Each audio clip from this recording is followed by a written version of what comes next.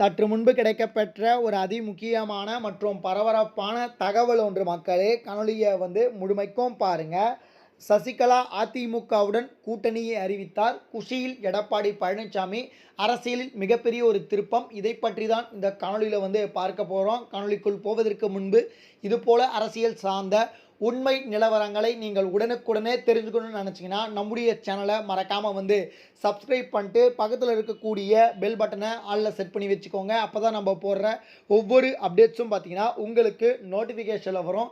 இப்போ வாங்க வீடியோக்குள்ளே போயிடலாம். அதாவது தமிழகத்தில் சட்டமன்ற தேர்தல் வருவதற்கு இன்னும் ஒரு சில நாட்களே இருக்குது. இந்த ஒரு சூழ்நிலை தற்பொழுது பார்த்தீங்கன்னா ஒவ்வொரு கட்சிகளும் அவங்களுடைய கூட்டணி தொடர்பான நிலைப்பாடுகளாகட்டும் தேர்தல் குறித்து முக்கியமான முடிவுகளை எடுத்துட்டு கொண்டிருக்காங்க.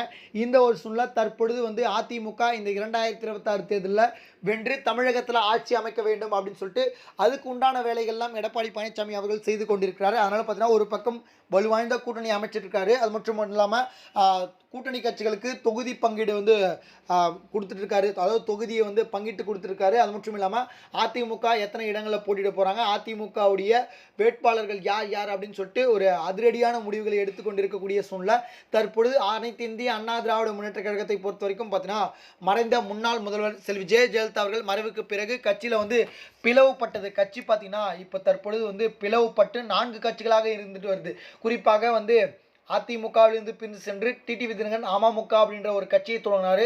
இதுவே பார்த்தீங்கன்னா ஒரு மிகப்பெரிய ஒரு பின்னணிவு. அதுக்கப்புறம் பார்த்தீங்கன்னா நம்முடைய ஓபிஎஸ் இபிஎஸ் அப்படின்னு சொல்லிட்டு இரட்டை தலைமை விவகாரம் பார்த்தீங்கன்னா கட்சியில் வெடித்தது.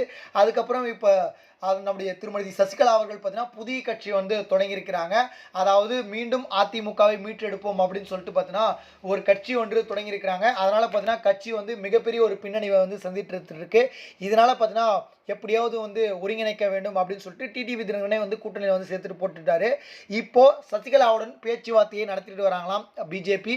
குறிப்பாக பிஜேபி பேச்சுவார்த்தை நடத்தி வருவதாகவும் சசிகலாவை அதிமுக கூட்டணியில் சேர்ப்பதற்கான அனைத்து விதமான வேலைகளையும் பார்த்தீங்கன்னா நம்ம எடப்பாடி பழனிசாமி அவர்கள் மறைமுகமாக செய்து வருவதாக தற்பொழுது தகவல் கிடைக்கப்பட்டிருக்கு. ஏன்னா சசிகலா வருவது மூலமாக இந்த கொங்கு மண்டலம், அதுக்கப்புறம் பார்த்தீங்கன்னா தேவர்கள் முக்குளத்தோர் இந்த சமுதாயத்திலலாம் பார்த்தீங்கன்னா நல்ல ஒரு ஆதரவு கிடைப்பதற்கான வாய்ப்பு இருக்குது.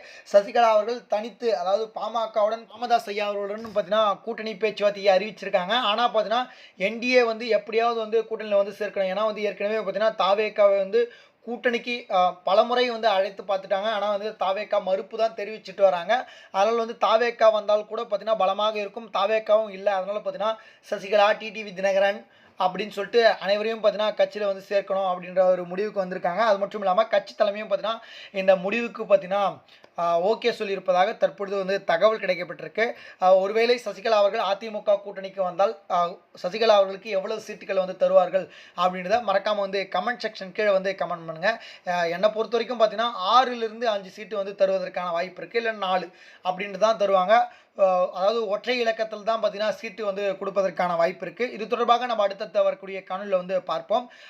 இது போல் சுவாரஸ்யமான அரசியல் உண்மை நிலவரங்களை நீங்கள் உடனுக்குடனே தெரிஞ்சுக்கணும்னு நினச்சிங்கன்னா நம்முடைய சேனலை மறக்காமல் சப்ஸ்கிரைப் பண்ணிட்டு பக்கத்தில் இருக்கக்கூடிய பெல் பட்டனை ஆளில் செட் பண்ணி வச்சுக்கோங்க. அப்போ தான் நம்ம போடுற ஒவ்வொரு அப்டேட்ஸும் பார்த்தீங்கன்னா உங்களுக்கு நோட்டிஃபிகேஷனில் வரும். நன்றி மக்களே. அடுத்தடுத்த வீடியோவில் சந்திக்கிறேன். நன்றி, வணக்கம்.